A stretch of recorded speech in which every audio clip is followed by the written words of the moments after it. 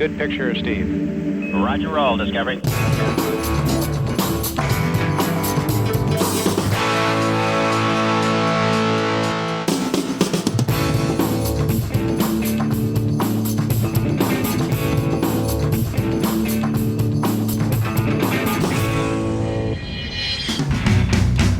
Cette semaine, la fine équipe d'ORLM dresse un premier bilan du nouvel iPad Pro que vaut son écran élargi d'une diagonale de 10,5 pouces.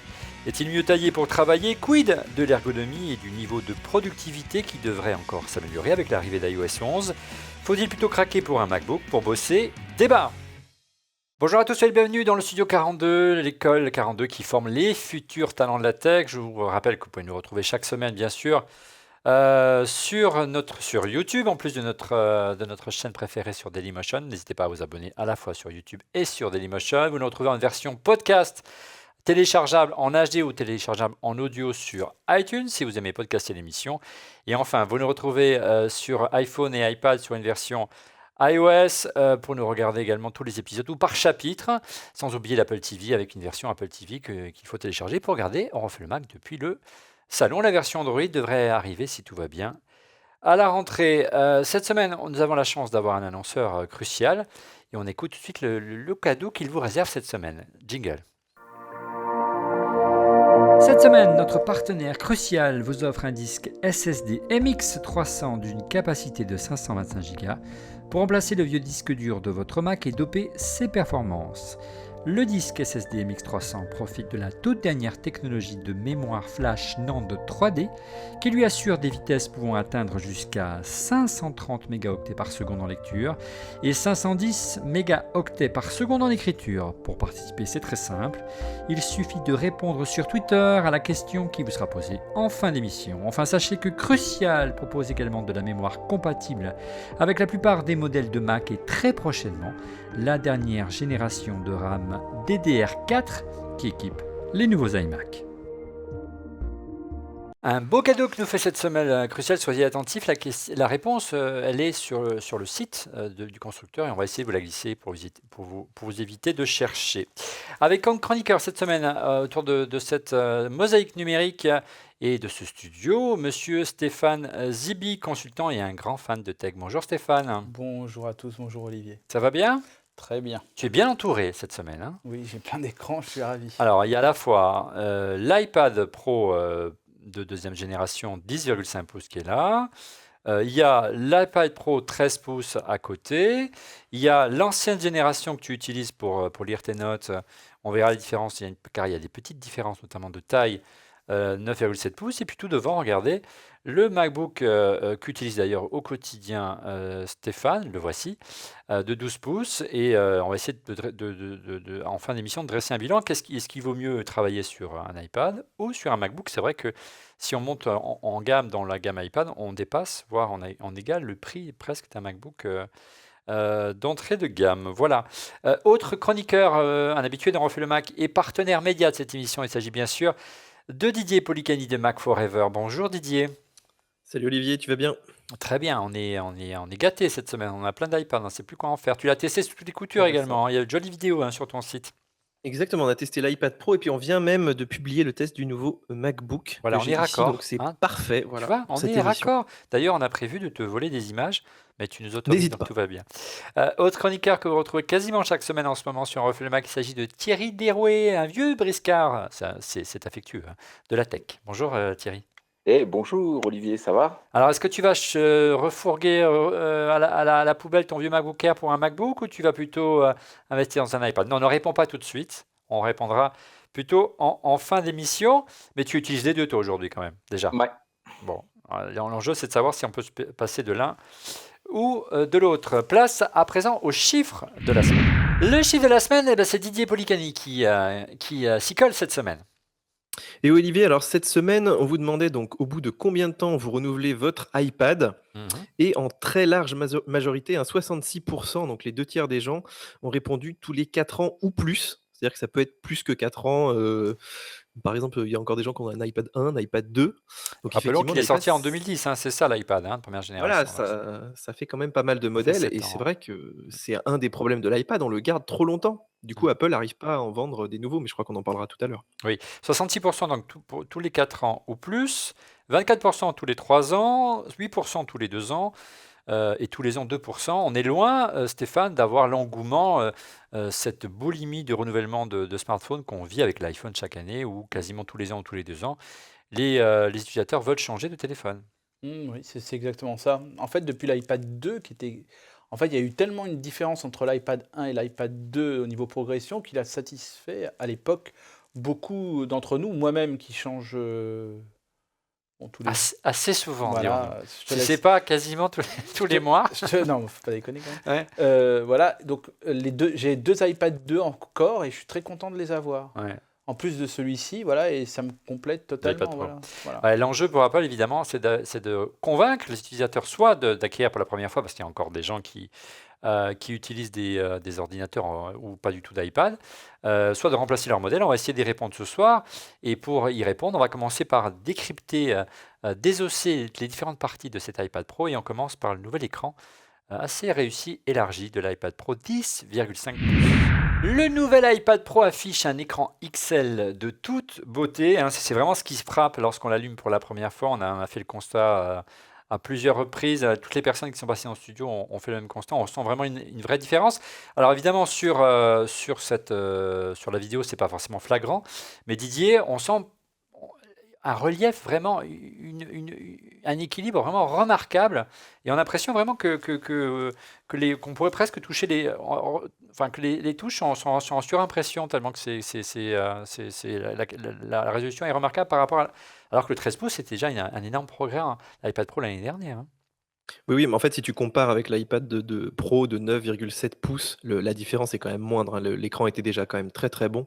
Et je pense que ce qui frappe encore plus avec ce nouvel iPad de 10 pouces et demi, surtout, c'est effectivement le fait qu'ils aient enlevé ses bords. Et du coup, tu as vraiment l'impression d'avoir une très très grande surface, alors que finalement, la tablette n'a pas tellement changé de taille.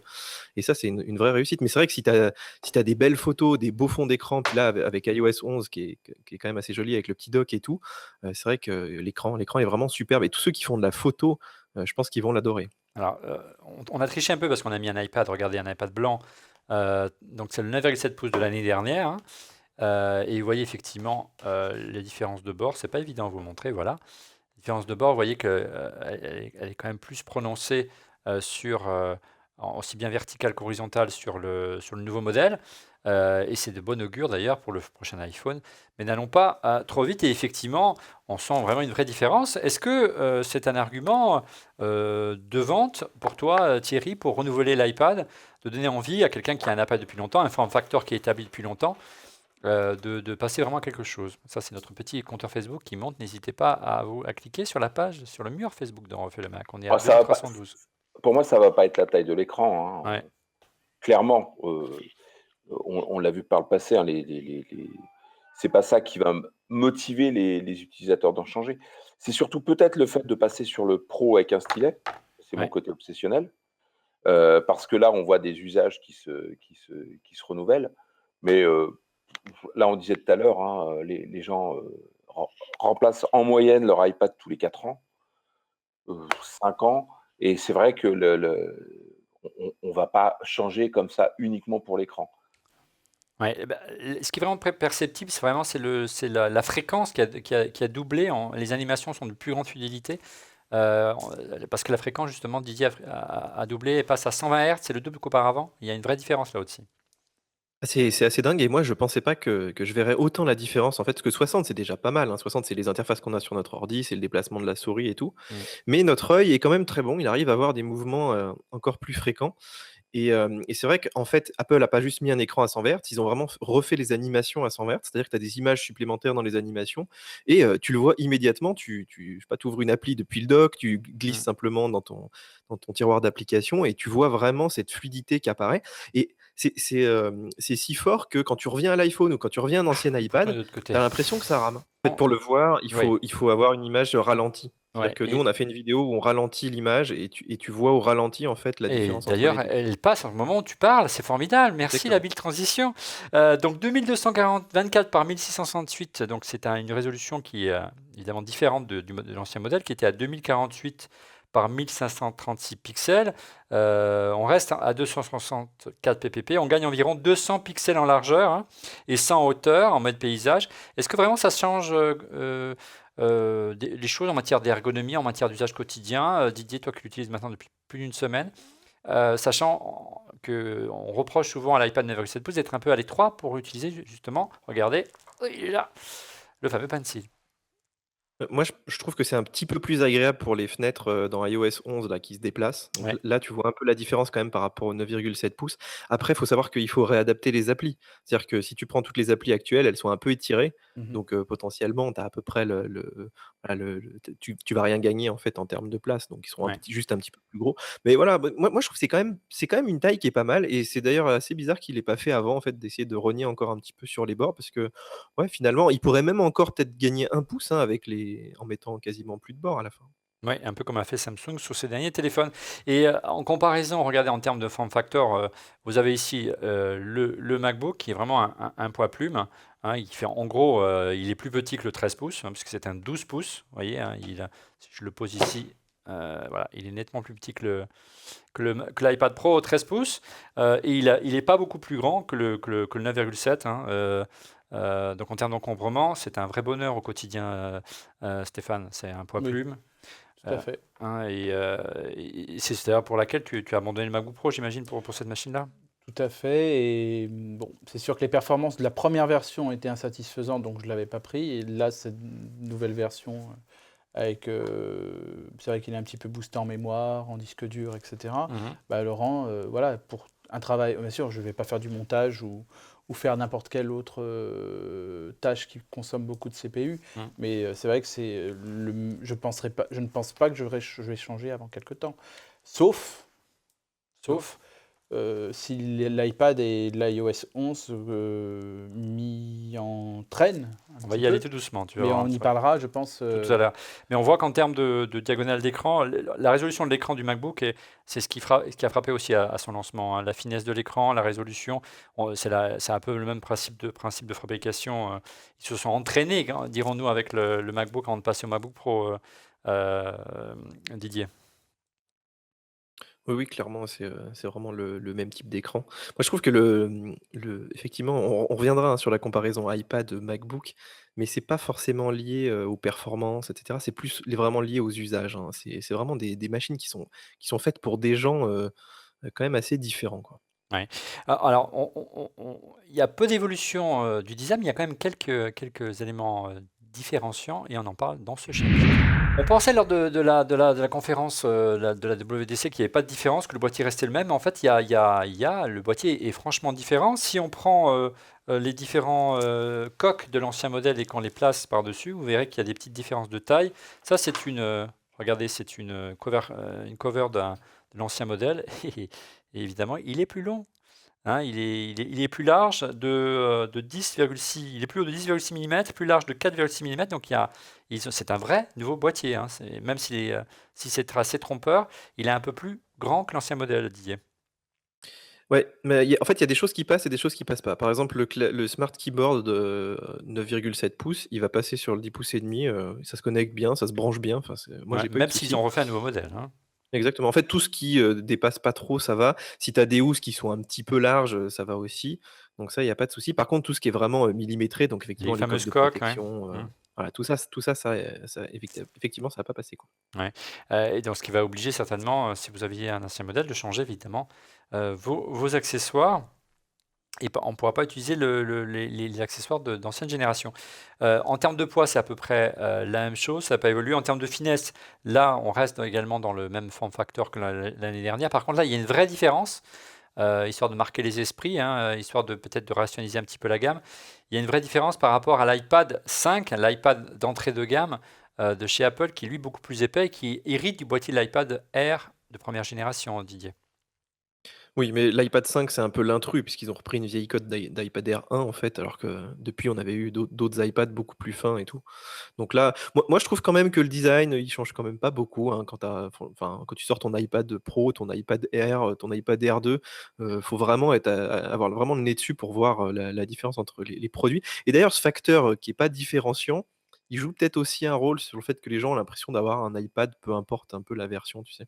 Des différences de form factor, on en a parlé un instant entre le MacBook et l'iPad. On va parler un petit peu maintenant des différences de prix. L'entrée de gamme, si on peut appeler ça l'entrée de gamme de l'iPad Pro 10,5 pouces en 64 Go est quand même facturé 739 €. Il y a une grosse différence avec l'iPad 5. 839 €, c'est pour avoir 256 Go. Et pour la première fois, on dispose de 512 Go de mémoire. C'est ce modèle-là. Et il passe la barre des 1000 €, 1059 €. C'est en grosso modo 400 € de moins que l'entrée de gamme du MacBook.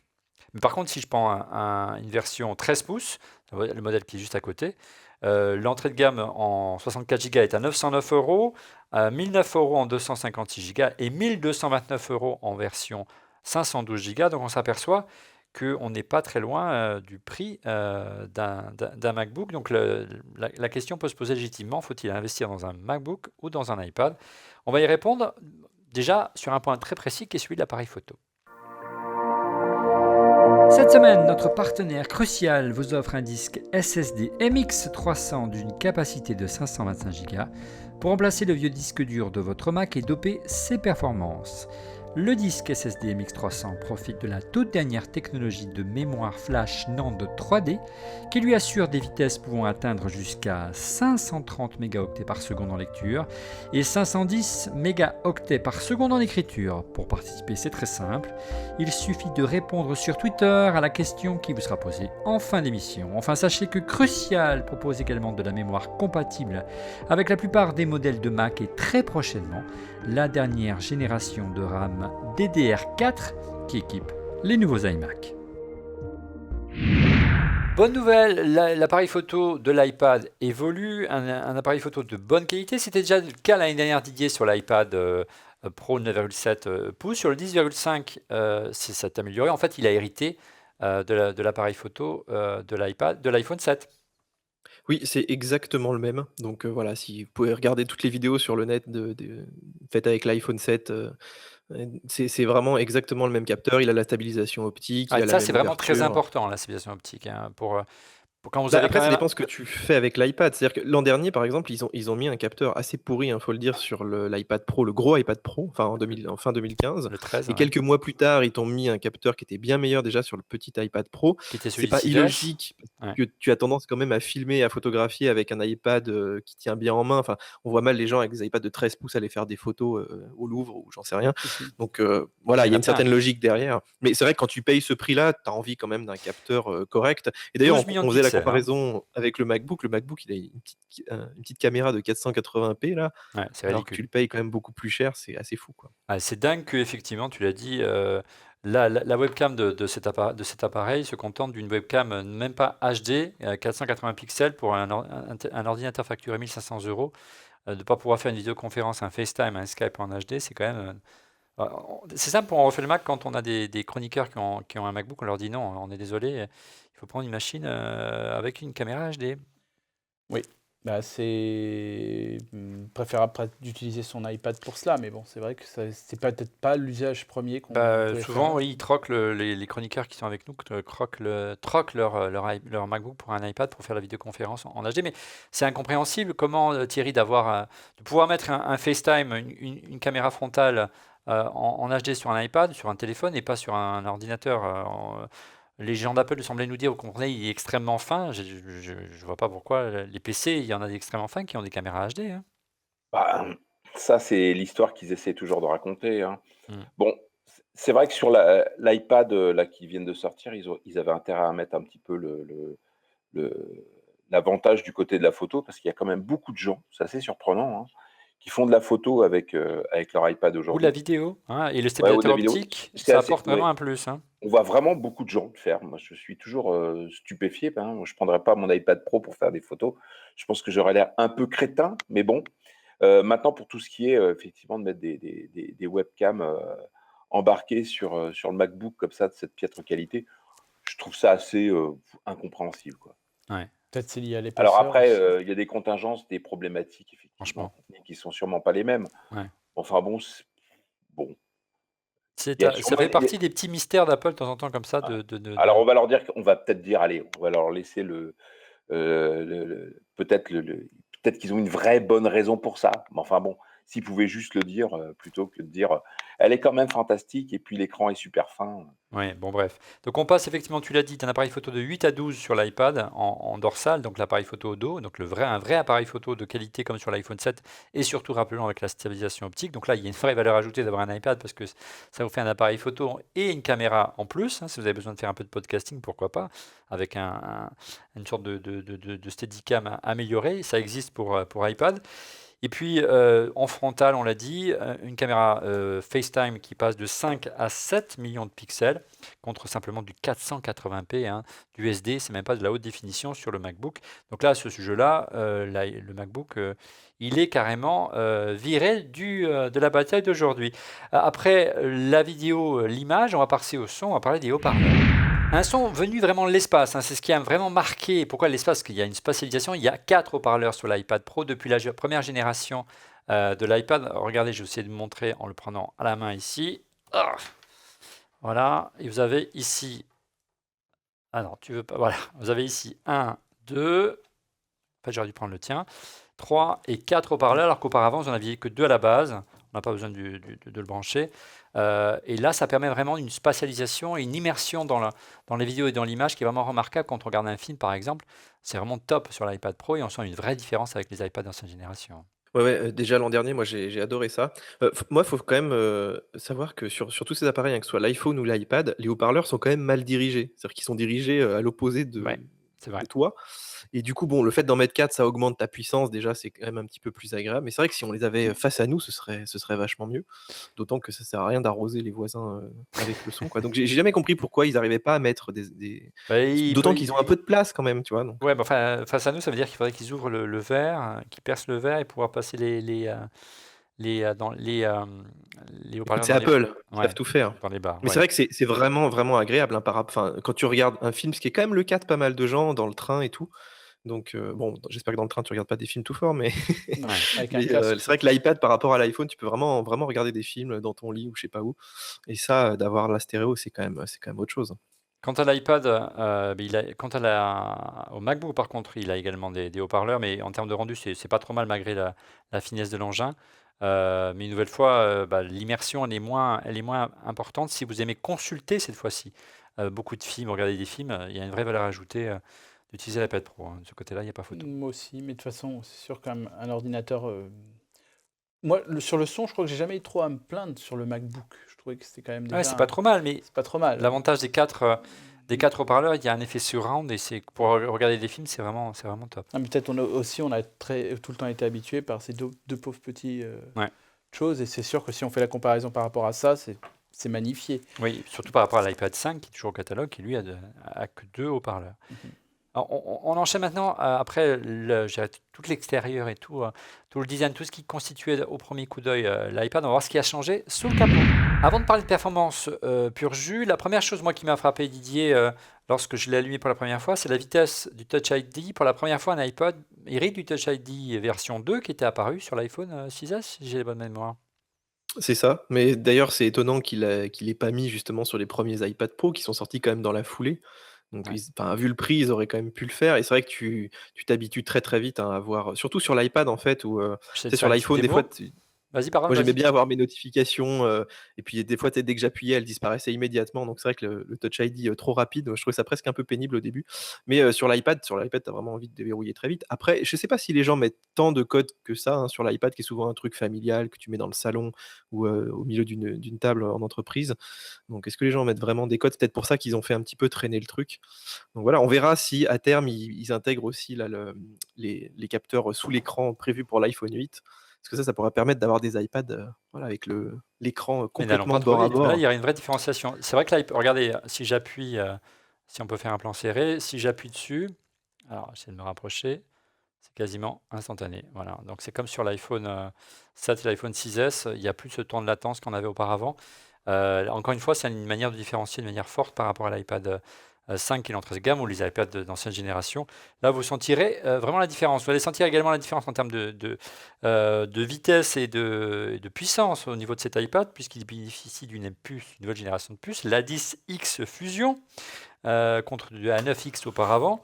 Apple n'a pas fait de comparaison par rapport à l'ancienne génération. Il compare par rapport à l'iPad Air 2 sur son site et ils annoncent un processeur jusqu'à 2,5 fois plus rapide et des performances graphiques jusqu'à 4,3 fois plus rapides. Est-ce que tu as constaté cela lors de tes tests, Didier?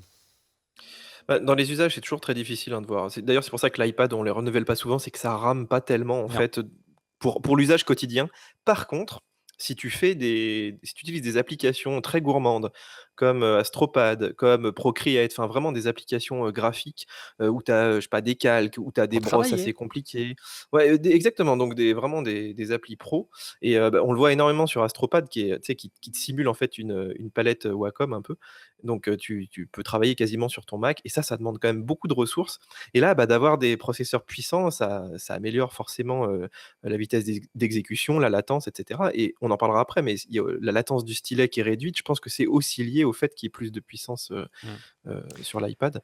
En tout cas, en chiffres, si on a passé les différents iPads sous Geekbench, regardez ce que ça a donné. Donc, on teste monocœur l'iPad Pro de deuxième génération 10,5 pouces atteint en monocœur un score de 4150 contre 9840 en multicœur. Face à lui, l'iPad 5 arrive à seulement 2536 et 4436, ce qui est normal parce qu'il a deux générations de retard en termes de processeur.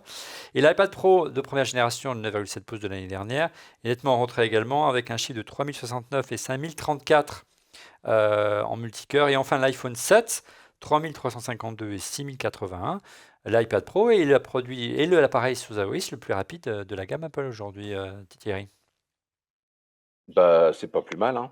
Oui, Parce que tu utilises parce beaucoup que Astropad, toi, notamment, hein, ouais, non, mais il faut surtout rappeler quand même que ce qui détermine la puissance sous le capot, c'est aussi les usages. Quand on voit aujourd'hui qu'on est capable d'afficher simultanément jusqu'à 3, voire 4 écrans, d'être capable de faire des copier-coller, d'ouvrir des documents assez conséquents, là, on voit la différence très notable avec. Parce qu'on dit qu'il n'y a pas beaucoup d'applications qui rament. Non, quand on utilise des vrais documents, moi je fais des rapports assez conséquents et autres, qui font une centaine de pages, des présentations très lourdes et que maintenant on veut essayer de manipuler l'une avec l'autre avec iOS 11 et faire notamment prendre des fichiers d'images et les cloquer par exemple dans une présentation. Là, ça demande de la ressource. Ouais. Et donc là, c'est des performances intrinsèques du processeur. Si on passe au test graphique avec GFX Bench et qu'on charge donc la puce graphique, l'iPad Pro de deuxième génération, le 10,5 pouces, s'envole littéralement avec un score de 11 287 et de 3328, alors que l'iPad Pro 9,7 de l'année dernière est quasiment 2 fois moins rapide. Et l'iPhone est également quasiment 2 fois moins rapide, l'iPhone 7. Donc pour les jeux, ça va dépoter, Didier, normalement.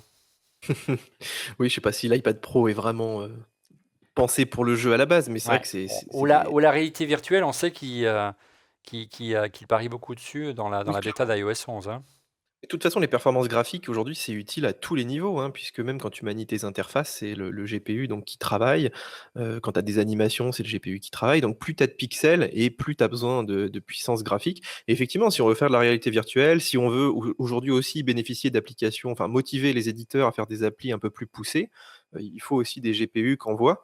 D'ailleurs, on va voir comment ça évolue, puisque tu sais que Apple a rompu le contrat avec la boîte qui leur fait leur puce graphique. Donc maintenant, ils vont les faire à maison. C'est-à-dire Donc, ceux qui les construisent, tu veux dire, c'est ça?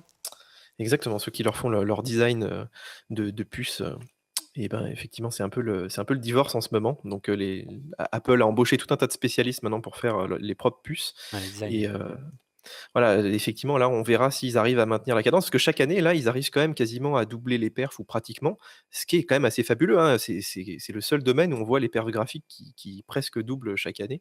Et on sait que Donc c'est pareil. c'est plus du tout le cas dans le monde PC et le monde Intel. Beaucoup moins en tout cas, pas Ouais. à ces niveaux, quoi. Euh, Plus obsession. Mais on part de plus haut aussi sur oui, PC. c'est donc vrai, mais on voit que c'est quand même plus difficile dans le monde Intel. Et d'ailleurs, on l'a comparé, hein, on a fait un Geekbench avec sur l'iPad 10,5 pouces, l'iPad Pro 10,5 pouces et sur le MacBook qui est de dernière génération. Et là, encore une fois, grande surprise. En fait, c'est pas vraiment une surprise. L'iPad Pro est devant avec un score de 4150 et 9840 pour le multicœur, pour l'iPad Pro. Alors que le MacBook est nettement en retrait avec un score monocœur de 3016 et 6919. Alors encore une fois, tout ça c'est du virtuel, hein, c'est de la charge processeur, ça ne correspond pas à un travail, à la productivité. Mais ça montre qu'aujourd'hui, en termes de ressources, aujourd'hui, Stéphane, un iPad est armé en termes de processeurs graphiques et processeurs purs pour répondre aux besoins de travail. Et avec l'arrivée d'iOS 11, je pense qu'il aura une vraie importance. Tout à fait. Au quotidien, comme la plupart des gens qui ont acheté ce MacBook, on ne va pas faire du Final Cut Pro ou faire du jeu. Donc la plupart, on a un navigateur, voire deux, avec plein de fenêtres et des applications de bureautique. Quand on a trop de fenêtres sur notre navigateur, ben, ça rame. C'était même un des défauts principaux de la première version du MacBook. Ouais, qui était Il vraiment s'est très effacé un petit peu avec la deuxième, et j'espère qu'ils vont continuer à s'effacer avec les nouvelles générations. Mais si par exemple on prend exactement cet usage-là qu'on a sur le MacBook et qu'on le fait sur l'iPad, c'est pas dérangeant. Ouais, On un peut peu de bureautique, de consultation internet. Voilà, avec le clavier qui va avec, comme ici. Ouais. On va peut-être en revenir à la conclusion, mais voilà, c'est en plus des performances que tu viens de donner, bah, c'est peut-être enfin la première fois où on peut réellement se poser la question, doit-on acheter un ordinateur ou un iPad Pro avec un clavier? Ouais, oui, et Didier, sachant que Apple avait insisté sur l'arrivée d'une puce Core i7 sur le MacBook, en fait, c'est pas vraiment un Core i7 comparable à ce qu'on a sur le MacBook Pro, hein. Non, c'est une vieille entourloupe comme, voilà, Intel, AMD, Nvidia, ils sont coutumiers de ça. Ils te renomment des choses qui existaient déjà avec des noms un petit peu plus sexy. Donc c'est exactement dans la continuité de ce qu'on avait, dans les années précédentes. Alors, si vous voulez aller voir, nous, on a publié des tests assez détaillés de ces puces. Il y a quand même un petit détail, qui est pas négligeable, c'est qu'effectivement, on te présente comme ça des puissances, tu fais des Geekbench, par exemple, mais ça correspond quand même, enfin, il faut prendre ça avec beaucoup de recul, Ouais. puisque c'est un test qui dure, quelques dizaines de secondes. Donc ça veut pas dire que ta puce, elle est capable d'avoir cette puissance pendant, par exemple 2 heures de suite.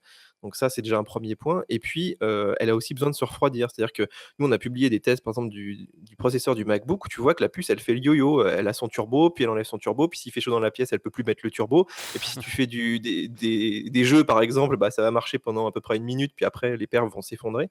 Donc toutes ces, je dirais, tous ces graphiques, même ces comparatifs entre l'iPad et le MacBook, ils sont un peu biaisés, puisqu'on compare des choses qui sont pas équivalentes. Ils n'ont pas le même OS, ils n'ont pas les mêmes applications, ils n'ont pas la même gestion exactement de la mémoire derrière. Enfin, il y a quand même beaucoup de choses pour vraiment se dire tiens, on va juste se baser sur les chiffres et puis dire que ça, c'est aussi puissant. Donc voilà, effectivement, et dans le MacBook, tu n'as pas un Core i7 comme tu as sur un MacBook Pro. Et d'ailleurs, on le voit très bien, par exemple, le MacBook et le MacBook Pro, ils vont être assez proches, hein. Si tu prends un MacBook Pro d'entrée de gamme, ça commence à se rapprocher. Mais si tu fais des tests sous Final Cut Pro, bah, tu vois que le MacBook Pro, lui, il est capable de tenir la charge pendant 5 Très minutes. longtemps. Et puis l'autre, il s'effondre au bout En de fait, 10 secondes. c'est une famille, c'est la génération mobile, hein, c'est la famille mobile du Core i7. C'est pas un vrai Core i7, donc une version basse consommation. Et effectivement, il peut pas forcément tenir la charge comme tu l'as décrit. Il y a beaucoup de questions autour des usages de l'iPad et du MacBook, mais avant d'y répondre dans vos questions Twitter, place à notre concours de notre partenaire crucial.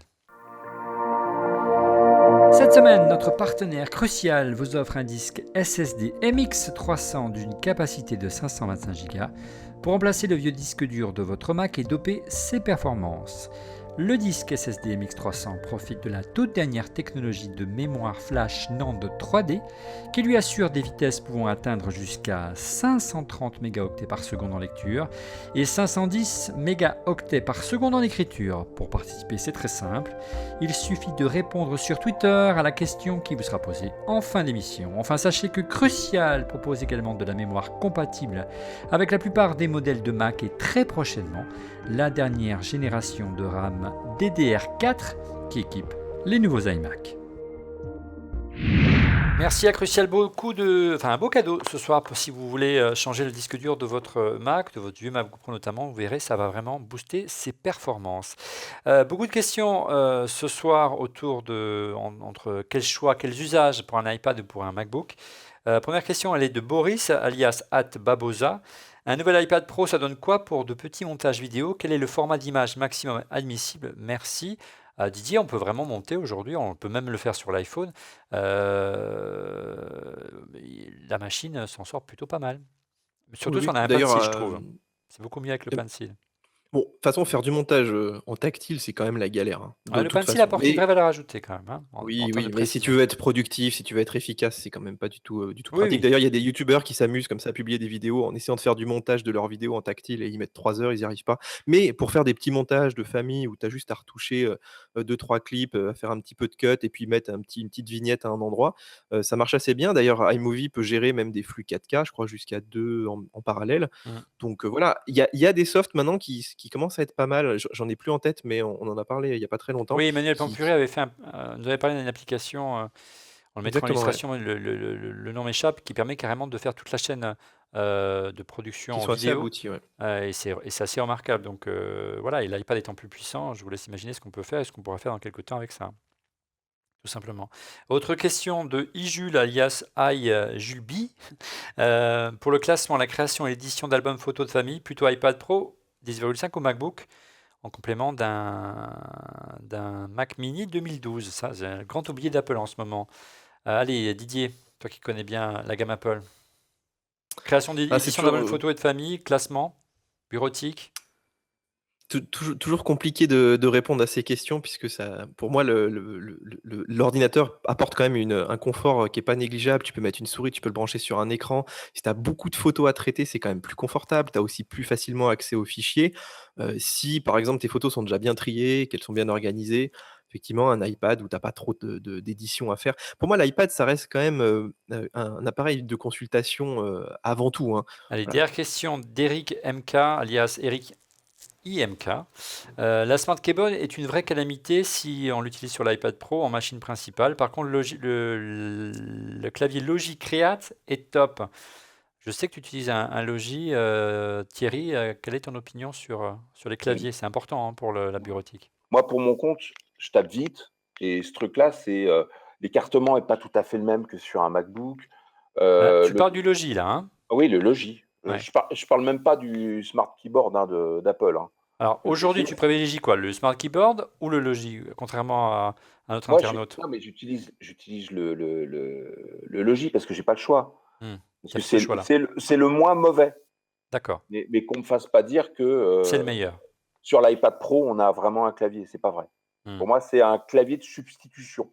On va dire que c'est ce qui me permet. À la limite, je préfère taper avec mes doigts. Je vais être très honnête. Sur l'écran? Ouais. Ouais. La seule chose pour laquelle j'utilise un clavier en plus, c'est pour avoir un grand écran. Toi, tu as un 13,3, un 12,9 pouces. La version 7 pouces et 9,7 pouces de Logi est beaucoup mieux. Toi, qu'est-ce que tu en penses du clavier d'Apple? Moi, j'ai vraiment pas accroché, hein.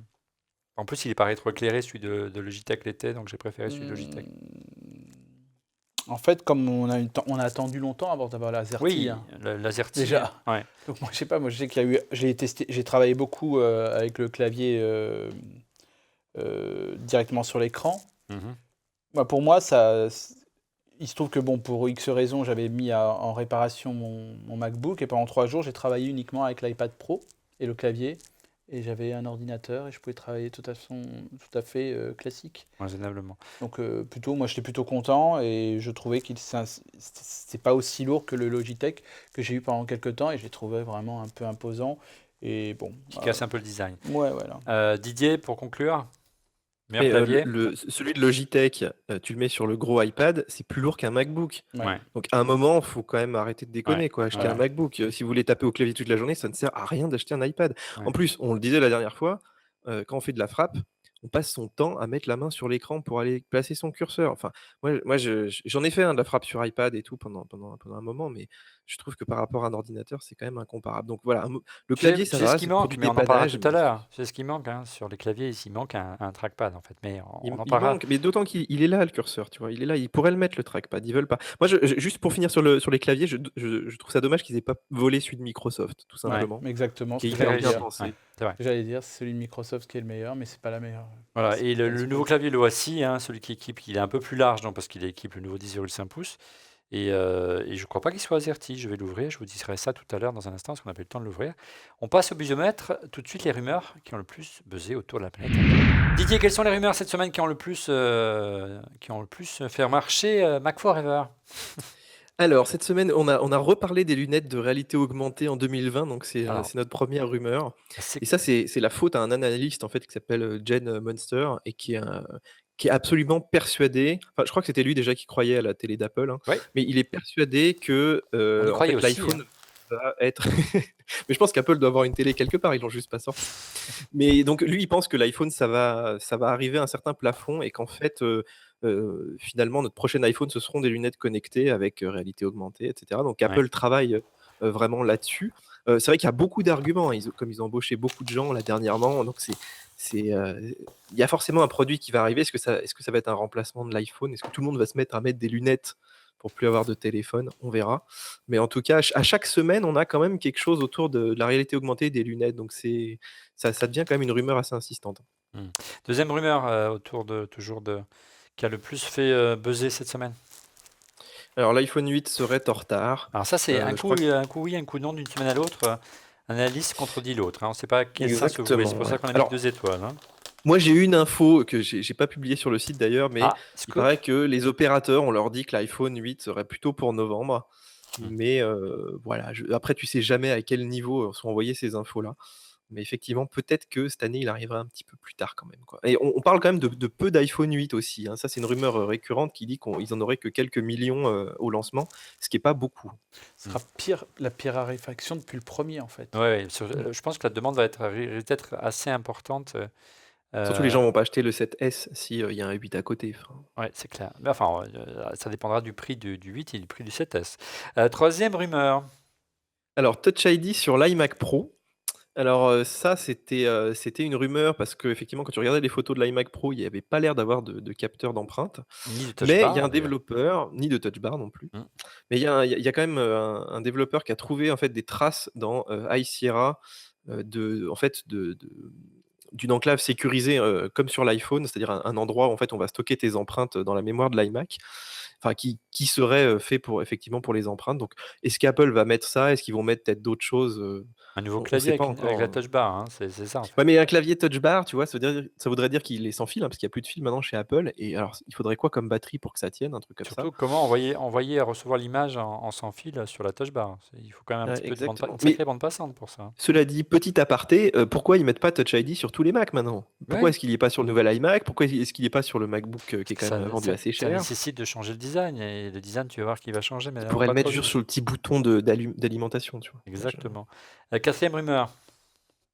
Alors la recharge sans fil sur l'iPhone 7S, bon ça on l'a toutes les semaines en ce moment et voilà, on va voir peu en effectivement baisse à la cette rentrée. Oui, bon, c'est vrai que aujourd'hui, je crois que l'iPhone 7S, c'est le téléphone sur lequel on a le moins d'infos en fait. Parce qu'on ne sait même pas s'il existe vraiment. Il y a très peu de coques qui fuitent. Est-ce qu'ils Oui. vont vraiment en faire un? Parce qu'a Et si priori, c'est le effectivement, même il y a design que le 7. Hein, donc, difficile de le différencier. peut-être qu'ils vont juste mettre une puce un peu plus rapide Ouais. dedans. Allez, dernière rumeur. Et Apple pourrait produire ses propres séries. Ta rumeur préférée? Ouais. Donc, sachant qu'ils en produisent déjà, mais ils en créent pas vraiment. Enfin, ils créent pas le contenu vraiment Alors, derrière. c'est anecdotique comparé à ce que fait Netflix ou à Amazon aujourd'hui. Exactement. Hein. Mais il paraît qu'ils auraient quand même acheté des studios à Hollywood. Voilà, c'est ce qui aurait fait remonter un petit peu la rumeur. Ouais. Bon, Voilà. On verra si on va avoir des séries directement sur l'Apple TV ou sur l'App Store. On parle même d'Apple Music plutôt qui hébergerait la vidéo, mais je ne sais pas si ça sera vraiment compatible avec son nom.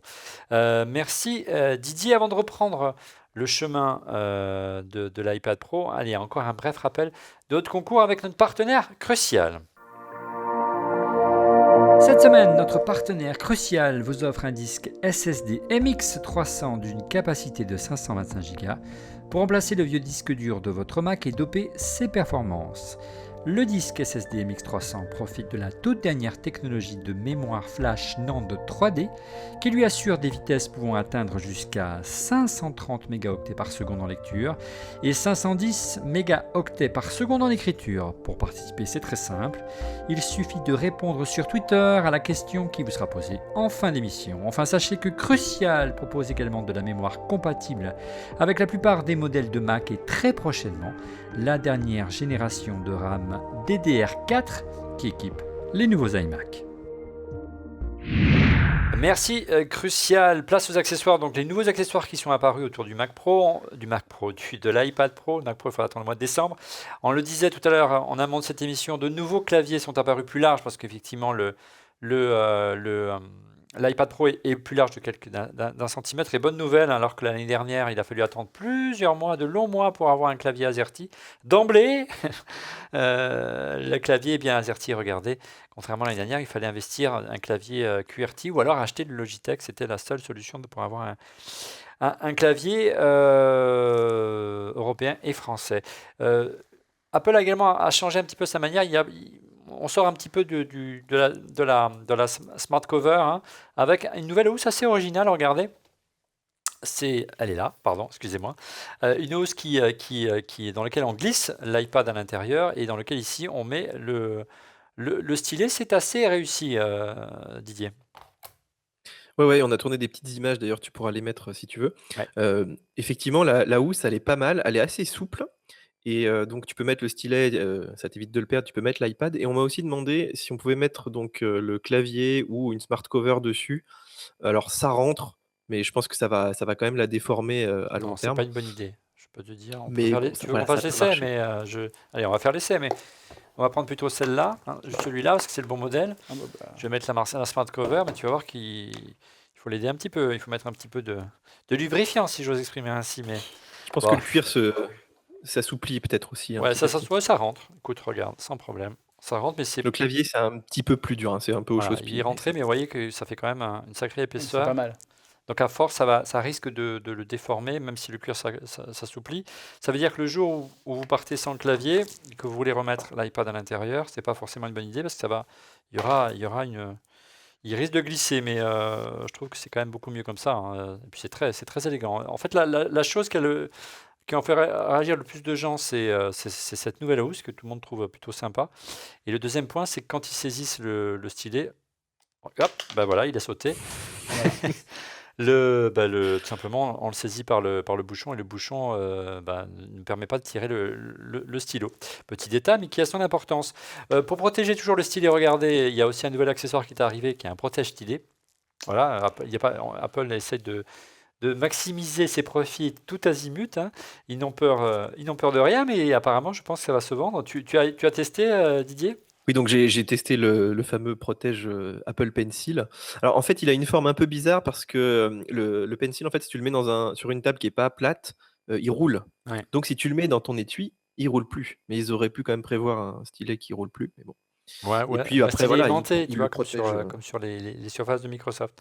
Alors, il n'y a pas d'équivalent du côté du MacBook, puisqu'on compare avec le MacBook. Évidemment, il n'y a pas de stylet, l'écran n'est pas tactile. Par contre, le clavier a été amélioré sur ce nouveau MacBook avec une chasse, c'est-à-dire quand on appuie sur les touches, j'ai du mal aujourd'hui, mille excuses. Eh bien, il y a un peu plus de recul, hein, c'est plus confortable. C'est assez sensible par rapport. C'était le principal défaut. Hein, il était la tape était très sèche, la frappe était très sèche auparavant. Ouais, Didier. moi je le trouve encore quand même assez dur et c'est vrai que quand on veut taper vite, on a tendance aussi à faire beaucoup de bruit quand tu es dans le train et tout, c'est Voilà, un peu plus de pénible. course, je cherchais le terme exactement. Voilà. Mais moi je trouve qu'il y a quand même toujours plus de courses sur le MacBook Pro que j'utilise tous les jours. Je trouve que le clavier est quand même plus agréable, alors que sur le MacBook, il fait vraiment très sec quoi, comme Ouais. frappe. Et j'ai pas vu tant de différence quand même avec l'an dernier. Voilà. Par contre, vous voyez, le principal avantage de travailler avec MacBook, c'est quand même ce grand trackpad. Et moi, je suis désolé, lorsque je travaille avec mon iPad Pro, ça me manque. J'ai le réflexe je suis formaté comme ça depuis des années, et j'ai pas le réflexe d'aller à l'écran et de chercher. Ça manque de précision. C'est le choix qu'a fait Microsoft. Ce serait quand même pas mal un smart keyboard avec un petit trackpad façon Microsoft Surface, Thierry. Ouais, ça peut être une bonne idée. De toute façon, c'est la critique qu'on entend souvent, hein. Pratiquement, il manque le côté, souris sur l'iPad.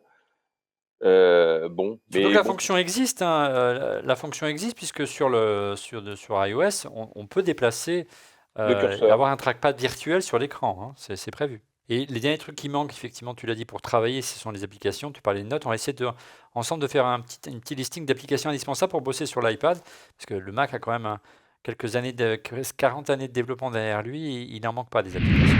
Le premier réflexe que lorsqu'on veut travailler avec son iPad, c'est d'utiliser les mêmes suites logicielles que sur son Mac. Et là, le Mac a l'avantage, et notamment la suite Adobe, Didier. Bah ouais, et je comprends pas qu'Apple, je sais pas, ait pas racheté Adobe, j'en sais rien, ils auraient dû faire quelque chose avec Non. Adobe, mais tu te rends compte, ils sont à 20 kilomètres là, ils arrivent pas à les convaincre de faire Photoshop, InDesign. Et surtout, moi, quand je discute vraiment avec les graphistes, enfin, les illustrateurs, tous ceux qui bossent là-dedans, pour eux, c'est un vrai problème parce que en fait, pour vraiment, même s'il y a des passerelles, hein, parce que Procreate et tout, tu peux faire des PSD avec et tout, mais c'est quand même pas, aussi simple, quoi. C'est exactement comme quand tu ouvres du OpenOffice et du Word, bah, voilà, il y a des trucs qui marchent pas et cetera. Donc, ouais, non, mais si vraiment l'iPad Pro veut arriver dans une chaîne de production, et il faut qu'il ait ça. Après, est-ce qu'effectivement l'usage, est-ce que Adobe se dit: «Tiens, il n'y a pas l'usage derrière?» C'est-à-dire, est-ce que les gens, ils vont pas peut-être passer toute leur journée sur leurs iPad Pro à travailler sur InDesign et compagnie? C'est peut-être aussi compréhensible. Il y a peut-être pas le marché, tout simplement. Bah, Adobe a fait Mais un choix différent de faire des applications véritablement dédiées, hein. Donc, plutôt qu'une suite, ils font différentes versions de Photoshop. D'abord, Photoshop fixe pour la retouche de photos. Photoshop Mix pour le détourage et la fusion d'images, et Photoshop Sketch pour le dessin, sans oublier une version spéciale pour iPad Illustrator qui s'appelle Illustrator Draw pour créer des images vectorielles. C'était pas mal, mais c'est vrai que voilà, c'était perfectible. Pendant la présentation du nouvel iPad Pro chez Apple, on nous a fait une démo des dernières versions qui ne sont pas encore disponibles, qui arriveront d'ici quelques jours, voire quelques semaines, sur l'iPad Pro, et c'était vraiment assez, comment dire, convaincant en termes d'usage. Mais c'est vrai qu'on n'a pas on ne retrouve pas l'environnement classique de sa suite logicielle Adobe. Il faut aller vers d'autres choses et racheter des applications, bien entendu. Mais il y a des alternatives. On pense bien sûr à Affinity Photo, Procreate, tu l'as dit, Autodesk si vous faites un peu de 3D avec Sketchbook.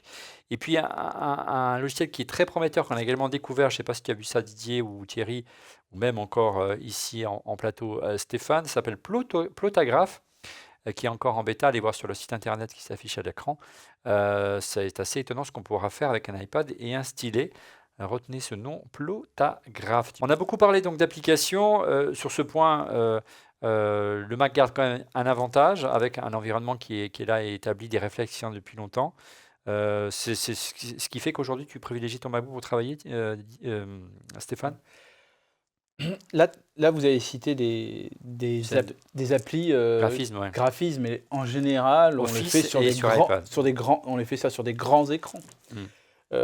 Quand on parle de naviguer ou de faire de la bureautique, avec les solutions dans le cloud, que ce soit celle d'Apple, celle de Google ou celle de Microsoft, il n'y a pas de difficulté. En plus, grâce à l'iCloud Drive, qui permet de récupérer les documents qu'on a sur notre Mac de façon complètement transparente, on a une synchronisation permanente qui s'opère. Et donc, en termes d'application, un traitement de texte, c'est un traitement de texte. Un tableur, c'est un tableur. Des slides, ce sont des slides. Donc, qu'on fasse ça sous Keynote ou PowerPoint ou le Google Slides, c'est pas très important. Donc, pour moi, au niveau applicatif, pourquoi le MacBook est utilisé versus l'iPad, il n'y a aucune différence. Voire même, du cloud aujourd'hui. grâce au cloud, bien évidemment. Maintenant, on peut même se contenter de prendre que du 64.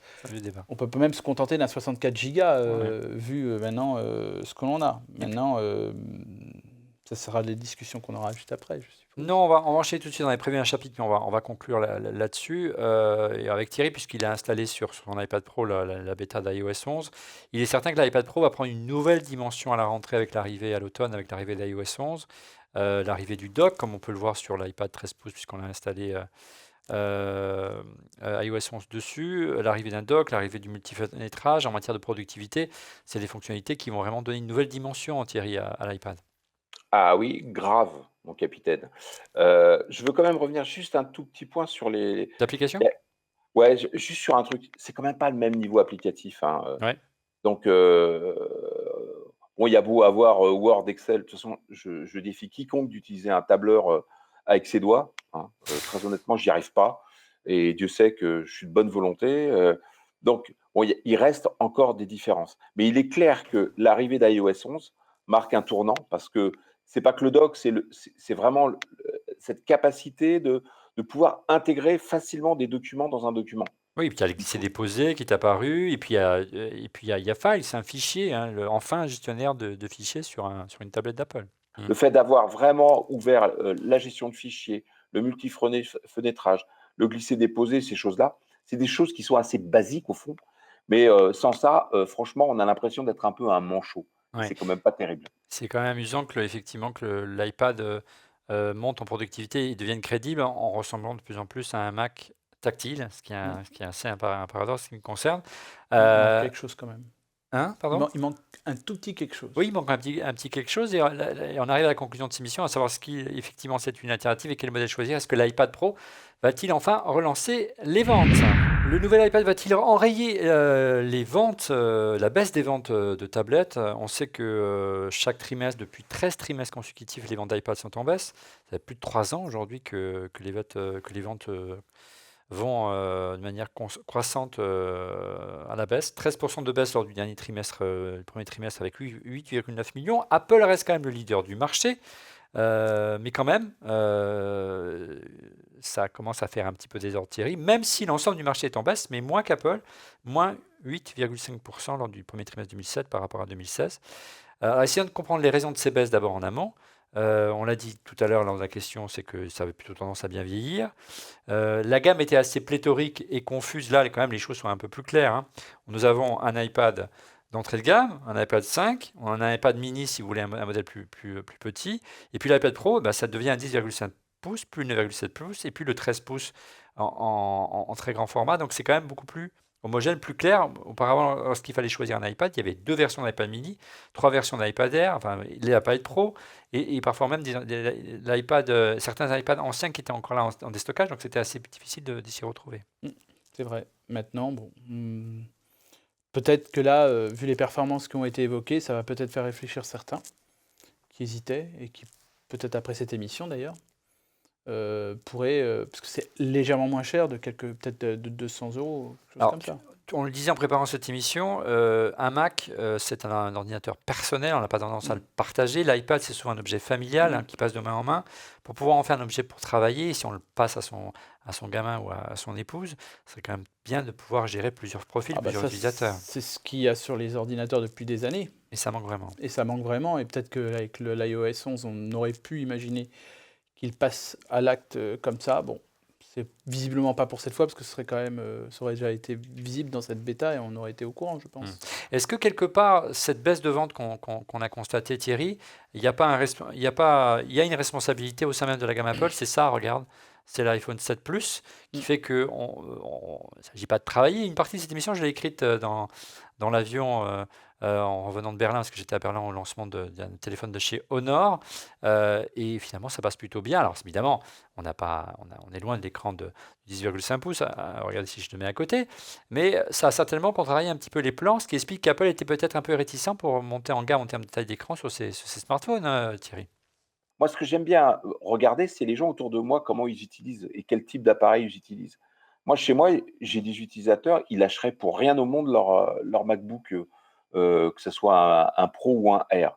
En revanche, j'en ai une, là, mais jamais de la vie, tu lui mettras entre les mains autre chose qu'un iPad. Mais Parce qu'elle est dans cette génération 100% tactile. On est Et elle d'accord. veut le côté pro pour travailler. Et je pense, alors c'est peut-être, ça, c'est pas une généralité, hein, c'est juste une observation. Et quand on regarde un petit peu ces effets de gamme, aujourd'hui, il y a une telle facilité. Je veux dire, qu'est-ce qui fait qu'on est en multi-écran aujourd'hui? C'est ce qu'a dit Stéphane tout à l'heure. C'est le cloud. Le cloud, c'est magique. Tu prends tes données, tu les mets quelque part, tu les retrouves ailleurs. Et là, c'est ce qui est assez magique aujourd'hui, c'est qu'on peut travailler effectivement avec n'importe quel type d'appareil.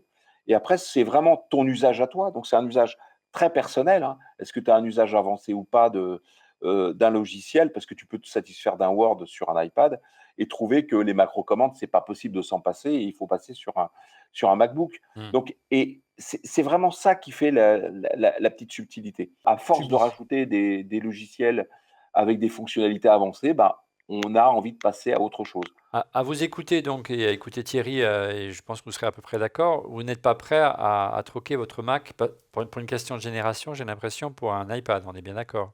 Peut-être Stéphane. Je vais pas en acheter un. Je vais pas changer d'ordinateur tout de suite, ça c'est certain. Je vais réfléchir à deux fois, voir comment les choses vont se passer, mais Encore tôt. c'est encore un peu tôt, mais c'est peut-être pas impossible. Ouais. Ton fils, par contre, Ah bah lui, il a révisé son bac. Il avait mon iPad, cet iPad-là. c'est vraiment générationnel en fait. Il a révisé avec son bac, avec mon iPad, et il travaille avec Google Doc et une application qui s'appelle Cartable, hein, et que ça marche très bien, comme il va l'avoir donc la semaine prochaine. Je touche du bois.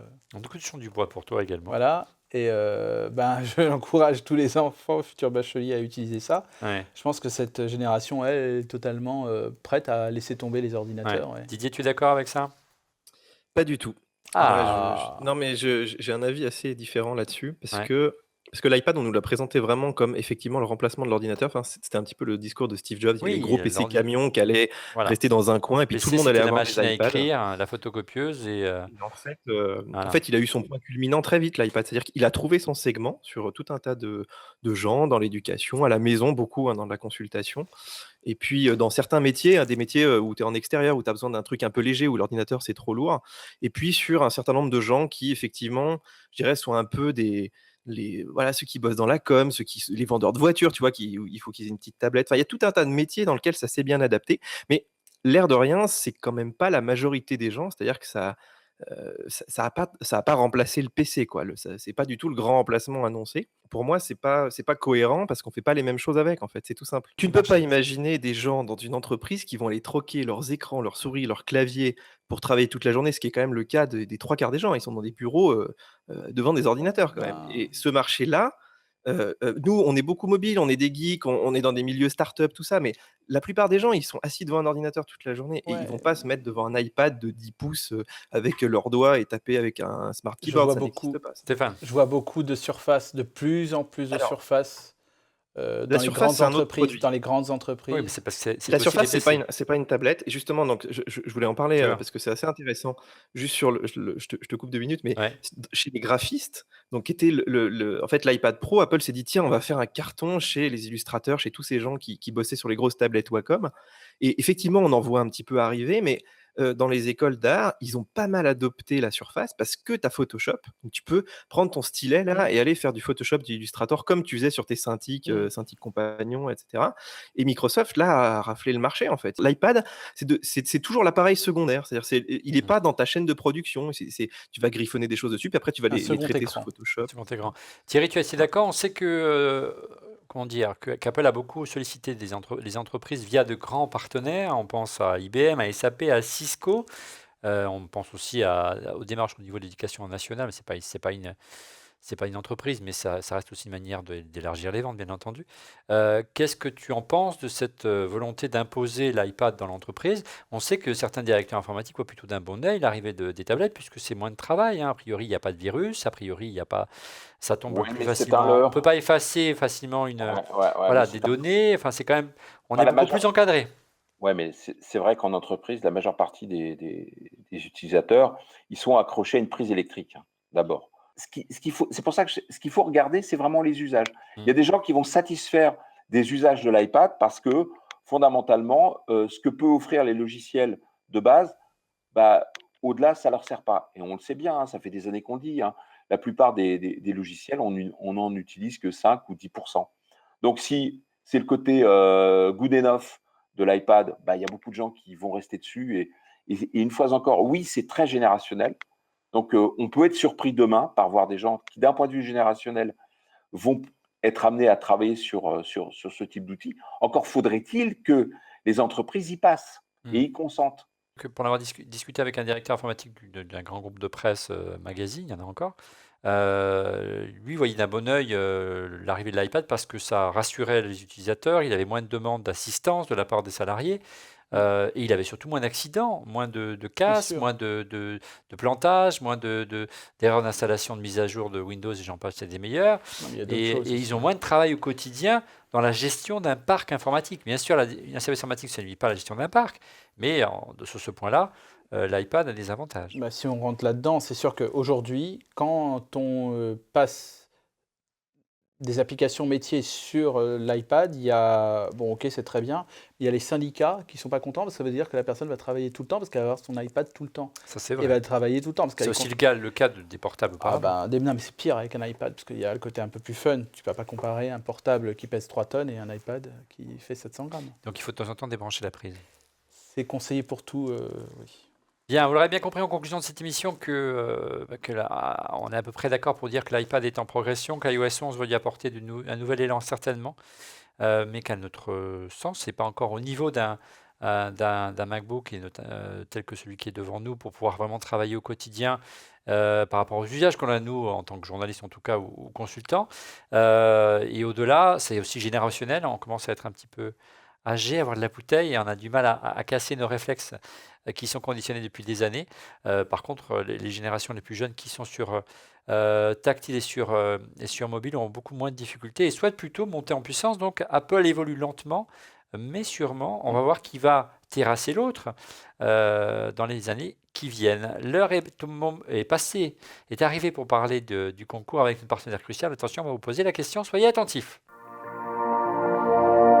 Pour remporter un disque Crucial SSD MX300 d'une capacité de 525 Go, pour remplacer le vieux disque dur de votre Mac et PC Performance, répondez à cette question. Quel est le logiciel de transfert de données fourni avec le SSD Crucial? Quel est le logiciel de transfert de données fourni avec le SSD Crucial?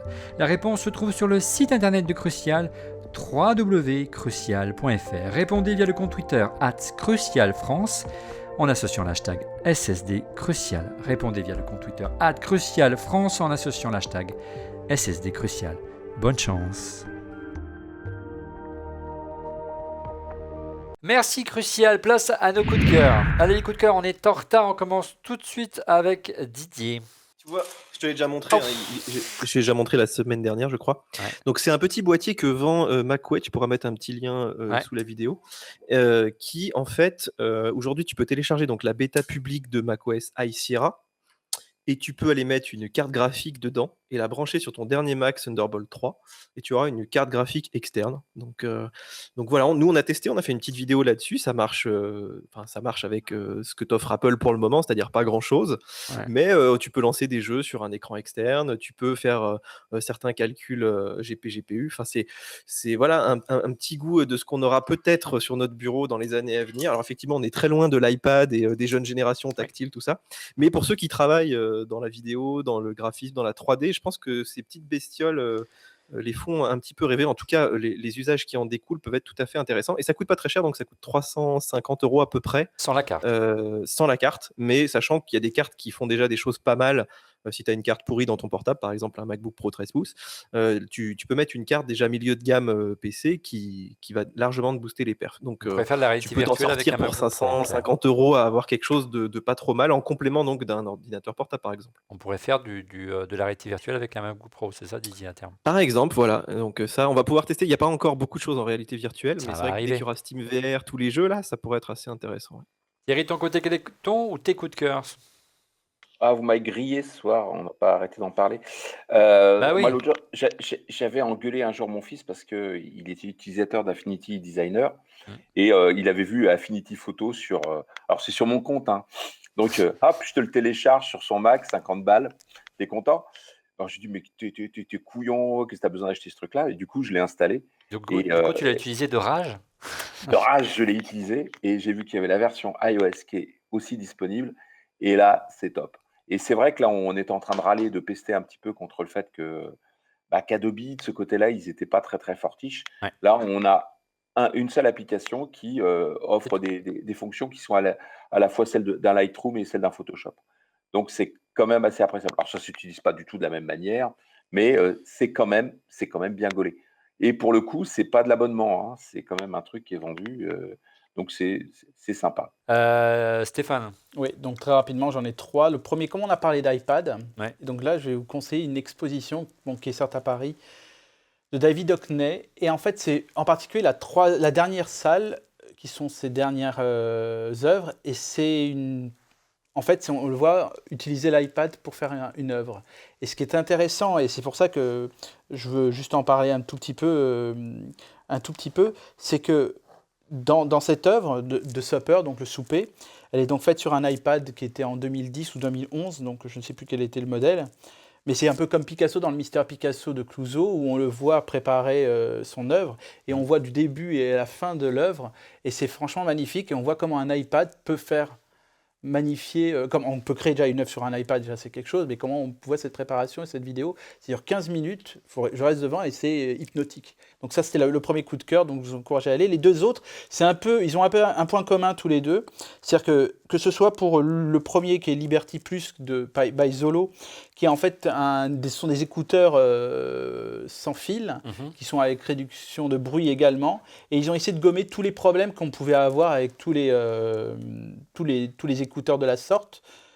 Et donc ils sont moins chers, donc ils valent 79 €. Ils sont donc avec réduction de bruit, et en plus ils essayent de rendre dans toutes les oreilles, sans que ça soit très compliqué, ni que ça fasse mal. Ça fait tout, quoi. Ça fait tout, et donc ils ont essayé de gommer. Et le deuxième, qui est un peu dans le même principe, qui est Maté, donc qui est un vélo électrique, qui a pris tous les bons côtés de tous les vélos électriques, et qui, au lieu de valeur 2500 €, ne vaut que 800 €. Et je trouvais ça très intéressant comme attitude de vouloir prendre le meilleur et d'essayer de réduire un peu les prix. Voilà, mais j'ai essayé d'être rapide. Bon, très bien. Et puis, Et très important, il faut voter Rogers. oui, alors Rogers, c'est le pseudo de notre réalisateur François Bertrand, qui participe en ce moment à un concours qui s'appelle The Chase Remix Contest, organisé par Wax Taylor.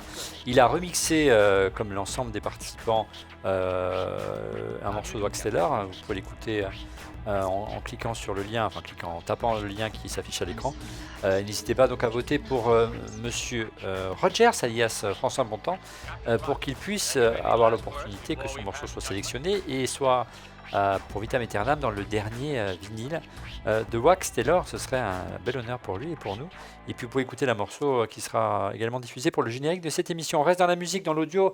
Regardez de mon côté, c'est un casque, c'est le dernier casque de chez Blue. C'est une marque qu'on aime beaucoup pour leur micro, qu'on utilise au quotidien dans cette émission pour notamment faire nos voix off. Après les micros, ils s'intéressent au marché du casque. L'année dernière, ils avaient sorti des casques avec ampli de très très bonne qualité que notre ingénieur du son utilise ici. Voici la version sans fil. Ça s'appelle le casque Blue Satellite. C'est un casque Bluetooth à réduction de bruit. Regardez, la pochette est magnifique. Et puis dedans, le design est aussi très réussi. Un casque aujourd'hui, c'est fait pour être vu. Et donc, il est à réduction de bruit avec différents niveaux comme la plupart de ses concurrents. Mais l'originalité, et ça reste toujours dans la lignée de ce que fait Blue, il y a un amplificateur intégré qui a pour objectif d'améliorer un petit peu le rendu du son. Alors, évidemment, je pense que pour avoir véritablement la scientifique moelle du son et l'amplificateur, il vaut mieux utiliser la connexion filaire, puisqu'il y a un goulet d'étranglement avec le Bluetooth. Mais quand même, c'est une belle initiative.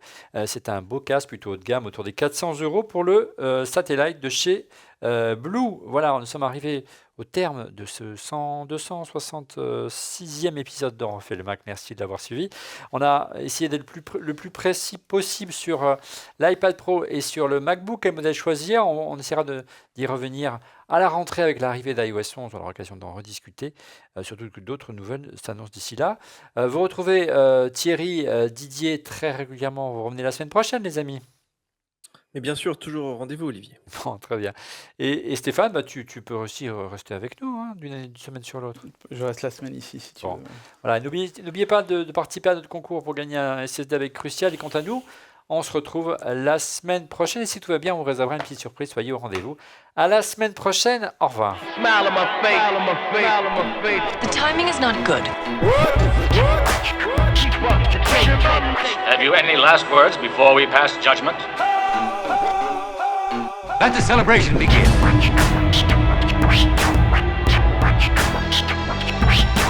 Captain Rogers, the council finds you guilty. My sensors tell me that this man is good. The timing is not good. How do you do, Captain Rogers? I'm so relaxed. Would you turn out the lights? Captain Rogers, have you any last words before we pass judgment?